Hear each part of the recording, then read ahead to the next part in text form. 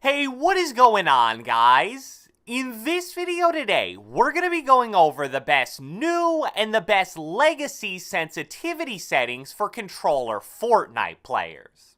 Over the past few days, I've not only been trying out a ton of different sensitivity options myself, but I've also talked to a few of the best controller players out there to really try and find the best sensitivity values to use.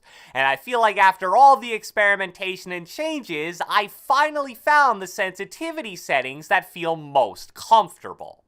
Now, some of you guys may be wondering why this video is also going to showcase legacy/old sensitivity settings as well. The reason is, like I briefly mentioned in my last video about the change to aim assist, the community is very split right now on whether the new aim assist and sensitivity settings are actually better than the old aim assist and sensitivity settings. I actually posted a poll on Twitter 2 days ago, and as you can see, it's pretty much 50-50 right now. So I thought it'd be a smart idea to include both types of sensitivity in this video, that way it's helpful no matter which option you ultimately choose to go with. So without further ado, let's get right into it. Alright, so we're going to start this video off by first going over the new sensitivity settings. But don't worry, if you're a legacy player that really doesn't care about this, I'll put a timestamp on the screen right now so you can just skip ahead to that part of the video. Alright, so just quickly starting off with the basic sensitivity section here. As you can see, since look sensitivity and aim sensitivity are grayed out, they actually don't matter at all. I've seen a few tweets of people freaking out because their look and aim sensitivity are defaultly on 4 and it doesn't let them change it, but that's because these values don't matter if you use the advanced sensitivity options, which you obviously should. For building and editing sensitivity, I'm still sticking at 2.0 as of right now. I've seen some people start to go a little higher than 2.0 since it now goes all the way up to 5.0, but I feel like 2 is fast enough at the moment. And if you're a console player, as I always like to caution, you probably want to go a little lower than this because it'll be harder to control a 2.0 multiplier for building and editing on 60 FPS max. Now we move on to the interesting new stuff with the advanced look sensitivity. Starting it off, we have 42% look horizontal speed and 49% look vertical speed. Now, as simple as this setting is, there are a lot of misconceptions about it, and we're also still not 100% sure how some aspects of it work. The main misconception with the new horizontal and vertical speed settings is that the percentages just translate to old X and Y sensitivity. So if that were true, 50% would be 5x/y, 100% would be 10x/y, etc., etc. But I can assure you that isn't true, and it's a whole new system now. Also, just because vertical speed is higher than horizontal speed here, doesn't necessarily mean it's actually faster, and here's what makes me think that. If you put your old sensitivity on something like 7x, 7y for example, so they're the same value, and then you hit copy from legacy settings, the vertical speed that they give you will be significantly higher than the horizontal speed that they give you. So that's the main reason why I think a slightly lower horizontal than vertical is the way to go. And I would say that 42% horizontal, 49% vertical is equivalent to roughly 6.5 to 7x and y sensitivity from before.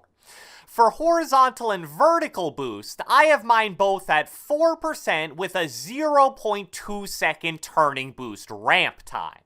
These boosts are definitely something that you want to have relatively low, and a lot of people even have them all the way down at 0%. As the name suggests, what the setting does is gives your sensitivity a boost when you move your aiming stick all the way in one direction. So if you make the percentage of the boost a higher value, it's just going to make it even harder to control your sensitivity and build muscle memory. And the final setting here is instant boost while building, which I have on. Since building requires much less precision than aiming, the boost is definitely more helpful here, and that's why I like having this on. Now we move on to the advanced ADS sensitivity section. And starting off with the ADS horizontal and vertical, I've decided to go with 17% horizontal and 19% vertical. Based on the other top controller players I've talked to, this is pretty much in line with what most of them are doing. I'd say that a value between about 15% and 22% for both of these is what you're going to see most people using. For ADS, I've decided that no boost is the better option compared to more of a very small boost like what you saw in the look sensitivity section. The only aiming situation I see these boosts being helpful for is when you're flick shotting. And that's why I think a small boost actually can be helpful for the non-ADS section. But obviously, you should never be trying to flick shot while ADSing, so I think no boost is definitely your best bet here. Now we move on to the final new sensitivity section called Advanced, and the first option here is Look Dampening Time, which I believe is probably the most interesting new sensitivity setting. This basically determines how much aim acceleration you have, with 0% giving you no aim acceleration, and as you go higher, the more aim acceleration you're gonna get. Now, I've talked kinda negatively about aim acceleration in the past, so you may be wondering why my look dampening time is at 0.08 and not 0.00. The reason is, through my testing of these new sensitivities over the last few days, I've determined that a tad bit of aim acceleration actually makes things feel smoother to me. It's still significantly lower than the default aim acceleration value, which is 0.20, and if you feel like you can't control a lower dampening time because you're so used to the old aim acceleration, you can still always go back to that default value. But for me, I feel like 0.08 is the best of both worlds, and out of all the new sensitivity settings, I think look dampening time is definitely the most controversial one. I know plenty of really good players that are keeping it at the default 0.2, and then on the flip side, there are plenty of other really good players that are putting it all the way down at 0. Then, look input curve, I have as exponential, which is what everybody's using, and aim assist strength, you obviously want to keep that at 100%. Alright, so now let's move on to the best legacy sensitivity settings. These are going to be very similar to the sensitivity values that I was using when I last showed them at the very end of Season 9, but a few things have actually been slightly tweaked. I actually brought my sensitivities down a tad bit compared to the last time when I was rocking a 6.75x and 6.50y. We're now down slightly to 6.65x and 6.35y. So not any kind of major change, but I feel like a slight bump down has actually helped me. Targeting sensitivity I now have at 0.40, and scope sensitivity I now have at 0.415. I mentioned a few videos ago that when I switched my sensitivity values for the first time in a while towards the end of Season 9, the one thing that felt kinda uncomfortable was my ADS aim. It just felt a little out of control at times, so to counter that, I slightly bumped down my X, Y, and targeting, and I feel like that's made a somewhat noticeable difference.